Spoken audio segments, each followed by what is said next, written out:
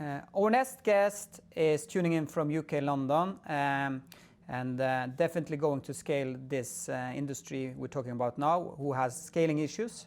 This is Matteo Berlucchi from Healthily. Welcome, Matteo. Great to have you here.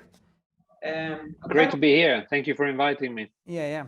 I kind of was amazed about your background and what you've done and how early you did stuff. Can you tell us more about your background, when you started up and... Sure. So I'm Italian. I grew up in Italy. I studied in Italy, and I always had a passion for science. So I studied theoretical physics in Padua, where Galileo Galilei used to, they still have a lecture room where he used to teach, which is quite amazing. But I always had I was on the first generation of the computer kids. Because when the first affordable personal computers like the Commodore and the ZX Spectrum came out, I was 14. So anybody who was 16 years old was already chasing girls and boyfriends. And so they were the first generation of the really sort of geeky computer kids. So it's the 1968 batch is the earliest people that got into computers, and that's my year of birth. And then I came to England after my studies in physics, and I did some research in computing at Imperial College. And that was when the internet was born, 93, 94. And I set up my first startup in 1995. Well, that's amazing. And this startup you started with, that was basically a cloud-based solution, I guess, which you're having today, but it wasn't called that, of course, at that time. So this was Proptech search, as I understand, on the internet. Yes, was the first property search in Europe. There was one system in the United States, which wasn't really property search because it was linking the databases of real estate agents. And so this was the first open internet model, which was the same that we have today, where real estate agents could upload their properties on a website and people could look for them. The problem was that it was too early. There were two problems. One is not enough internet users. So in the UK in 1995, there were around 200,000 internet users, and they all used those closed networks like AOL or CompuServe. And the other problem was that when I was walking into the office of the estate agents with my laptop saying, look, you can advertise your properties on the internet. They would look at me as if I was crazy, say, what is the internet? so there was a very big knowledge gap there to fill. But that was my first startup. That's scaling issues you don't have today, of course. Fast speed forward, and helping you. Tell us all about it. Helping you help you. Yeah, helping you basically look after you. So the idea of Healthily comes from the very simple, I think, realization that there is, talking of scaling, there is a problem with the scaling of healthcare services, which is never going to be resolved. Basically, you have a demand, which is every human being needs healthcare. So the demand is everyone. And the supply is very, very limited.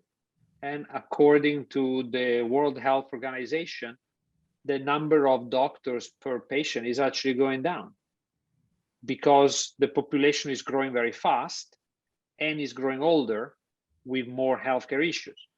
So the system is not capable of producing doctors and nurses fast enough. So the gap is getting bigger. It's already very, very large. So it's a problem that it's the same everywhere in the world, but at a different scale. So in emerging markets, it's a huge problem. And in Norway, it's a smaller problem, but it's still a problem because, it's expensive and it always takes time. You can't get a doctor, whenever you need it. So the idea of Healthily was to create a platform that can try to help people for the simple things, but in a completely automated way. So without a healthcare professional involved.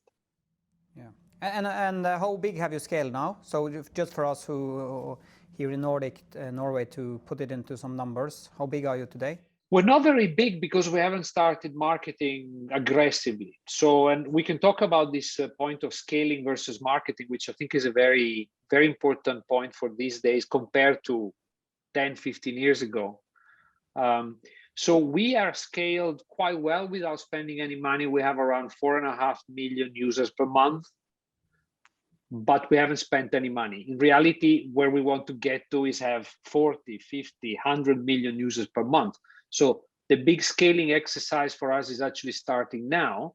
And the reason why we have not scaled yet is that in healthcare, whether it's online or offline, you have a lot of regulation. So in a similar way, when you have to create a medicine or a new therapy, it takes a long time to test it, verify it, and approve it. It's not dissimilar in digital healthcare. So it took us quite a long time to get all the validation, certification, and make sure that the system was capable of dealing with a very high scale of users in a safe way, because safety in healthcare is #1 priority. So the scaling starts now, but I think we can talk about the challenges of scaling now compared to the past and what are the best strategies, because it's become harder to scale compared to the past. And I will say that for us who are from Norway, actually you're scaling the full population of Norway each month already. So in Norwegian retrospective, that's actually really scaling. Yeah. So that puts the scaling issues into place. I mean, from Norway, that would be a huge success, scaling of 5 million users immediately, or 4.5, as you said. But of course, when we're then thinking about scaling globally, it's just a fraction of what you need. So what you're thinking of that? I mean, is that's something we really don't reflect on in Norway? I think we don't reflect on it, but what I'm more curious to hear, Matteo, is how did you manage to build the platform with all this regulatory knowledge and content to make it be the platform you need to have to be able to scale from 4 million to 40 million? Because I know that took a long time, but there's a lot of steps you did here. So I was wondering if you could share a little bit of how you built it to something that seems from Norway perspective pretty big. That's a great question. So when we started this venture, which by the way is a Norwegian company, Healthily, so we're proudly incorporated in Oslo. That's where it started originally. And that was in 2015. We didn't really know a lot of things, because there is one of the other side of the coin with innovation. When you innovate, you create some great things, but there's a lot of things around the corner that you have no idea they are there because nobody's been there before. So we were the first to create a platform with a chatbot and artificial intelligence to give people directions with their healthcare choices. And obviously, I'm a technical guy, so I focus mostly the first 2 years on the technology, how to get the technology right, which in itself was very complicated. The moment we started taking the product out to test it with the market, we started realizing that, the regulatory environment was very, very complicated, but more importantly, it was very inadequate, because the regulatory environment is always set on the existing services. So if you come up with something completely new, suddenly you do not have a regulatory environment. So it's like, oh my God, what do we do? So and in this case, in healthcare, the famous line, move fast and break things, cannot be used, because it becomes move fast and kill people. And that's not acceptable. So you can't do that. So what I did was to very quickly, around 2017, I realized that we had a very big knowledge gap on medical safety and regulatory, whatever there was available on regulatory. So I created a clinical advisory board. I basically brought in the expertise from experienced doctors who had some experience with digital, at least with the internet, the websites, and so on. And with this support and guidance, we started creating the steps necessary to prove that the platform was clinically safe. And it took basically the best part of 2.5 years. So from 2017 to 2020, We did a lot of work on validation, independent auditing. We were the first platform of this type to receive the European CE mark as a medical device. We engaged with the Imperial College London and the Royal College of General Practitioners to have the platform assessed independently, because we realized that a lot of companies in this space, they were making big claims. Hey, use this app and this magic thing will happen, but there was no proof. It would be like going out with the drug and say, hey, take this drug, which you cannot see because of Zoom, very better. Take this drug and you're gonna cure COVID. Great, but where is the proof, right?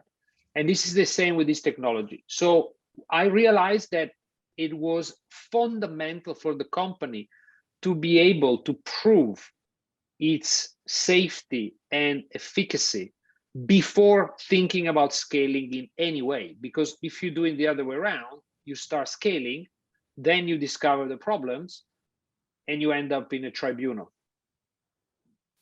So that's why the safety has been extremely expensive and slow, but very, very important, because the silver lining is that it gives us a very, very high barrier to entry for competitors.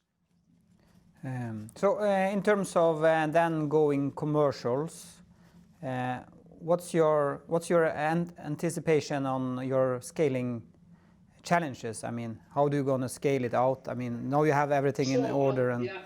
So we have a business model that is in a way similar to Google, because we make money when people click on recommendations for products or services. So you go to Healthily, you have a question, you have a problem, you use the platform gives you some advice and says, and by the way, here's some solutions that you may want to consider. You may want to try this other app. You may want to speak to a doctor like Cree, telemedicine, or you may want to get a blood test, or you may want to get some pills, or you might want to get a more comfortable mattress for your back pain, or whatever it is. But there is a huge range of products and services that are looking for customers that do not have really a marketing platform. There is no marketing platform for consumer healthcare today in the world. So we help those companies find customers, and we help customers find those companies. And so we get a referral or a cost per click. So it's very similar to Google. Now, like Google, you only make money once you reach a certain scale, because the value of our transaction is small. We take a dollar per click or something like that. So you need a fairly large scale to generate large revenue. So what the company is focusing on right now, it's scaling the user base, because by scaling the user base, it unlocks our monetization. So that's what we need to do now. So the revenue is really a consequence of the user base. Yeah. It's not a sales job. I don't need more salespeople to go out selling. It's not like licensing your software to a business, which we also do as a side, but that's a side business. The core business for us is build a user base. So are you working with viral shares? Are you using mechanisms like that to scale end users, or are you using more traditional marketing? Okay, let me tell you, I want to tell you a bit of a history, because I've got this 26 years experience on the internet, so I can tell you how it used to be. Yeah. I don't want to sound like my father, but there are not many people that were there in the 90s and in the 2000s. So in the beginning of the internet, everything was so new that if you launched anything that was vaguely smart or useful, you could benefit from a huge word of mouth and viral effect. So the virality was basically pervasive. Everybody had virality. If you did something nice, everybody would tell their friends, oh my God, I found this website. Oh my God, I found this app. Fantastic. So, and also the number of users was smaller. But to give you an idea, in 1999, we launched a sort of loyalty scheme on the internet where you were earning points by clicking on banners and doing things, and then you could spend the points to buy things. It was a little bit like air miles. Yeah. And we I managed to get 5 million users in 1999 in 1 year, okay, which would be the equivalent today of getting probably 75 million users in proportion. Just using viral strategies, guerrilla marketing, so clever ideas, and not just buying the users. So it was very, very easy. That was for the web, because do not forget, we have a short memory, but apps came out in 2007. So the internet was born in 1995. So 1994, 95 until 2007, it was purely web, a little bit of BlackBerry, you probably remember. There were some pathetic web, mobile things called WAP, if you remember that. There was these horrible things on Nokia phones that never really took off. But in 2007, Steve Jobs had the genius idea of the touchscreen, created the iPhone, changed the market. The apps market had the same benefit in the first 3-4 years. So between 2007, 2010, 11, if you had a half decent app, you could get a lot of downloads because there was very little competition. Essentially, the app store was not very busy. Now, let's fast forward to 2021. It's very difficult now. It's changed completely. Why? A lot is going on. A lot is going on, and people have become very spoiled. So they are it's absolutely normal to have an app that is very good. There's nothing magical about having a good app. While, you know, at the beginning, having a good app was magical. So today, it's really difficult to impress people to the point where they tell their friends. The second point is that there is a lot of noise. You know, everyone is fighting for your attention.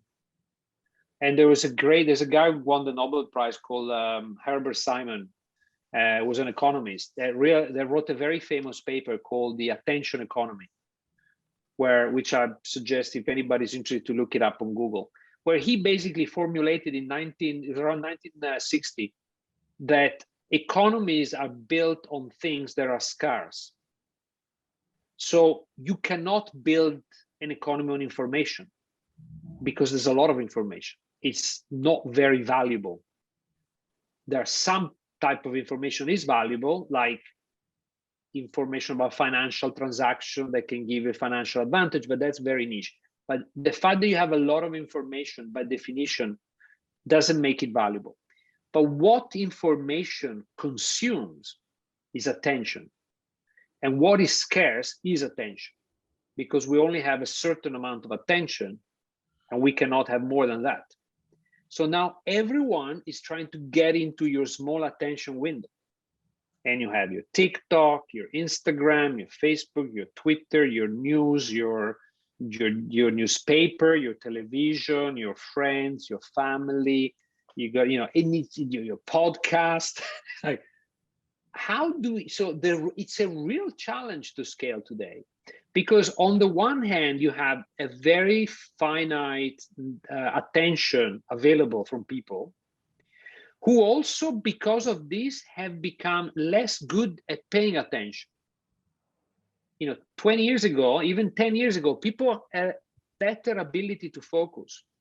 There are lots of studies that show that with this increase in distraction, people are really distracted, and they have become distracted. So it's really difficult to grab somebody's attention.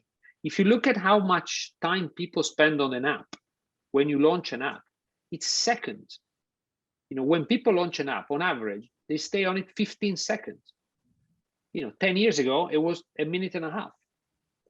So you have this problem. And the other side, you have a huge number of opportunities for people to be distracted. You have, you know, in our space, consumer healthcare and digital consumer apps for health, there's an estimated 380,000 apps in the App Store for health and wellness. How do you compete with that, right? And so it's really, really difficult. So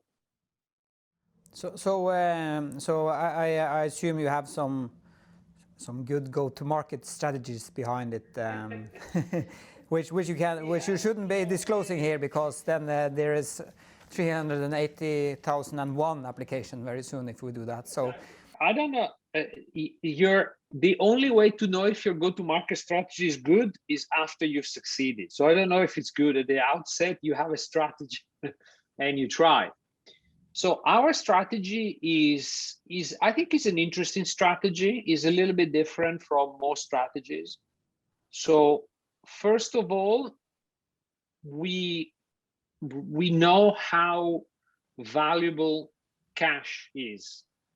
And so we don't want to spend money without having full control of all the key performance indicators. They're called the KPIs. You know, there's no point spending money until you're 100% or 90% in control of your conversions, your retentions, your monetization, you know, all of those. You need to really be confident, which implies also having a very sophisticated tracking systems in place that give you the visibility of everything. And that's also not easy to build sophisticated tracking platforms that are reliable and accurate. You know, it took us 1.5 years just to do that. Then you need to do lots of experiments. You try a little bit of this, a little bit of that, and you measure it.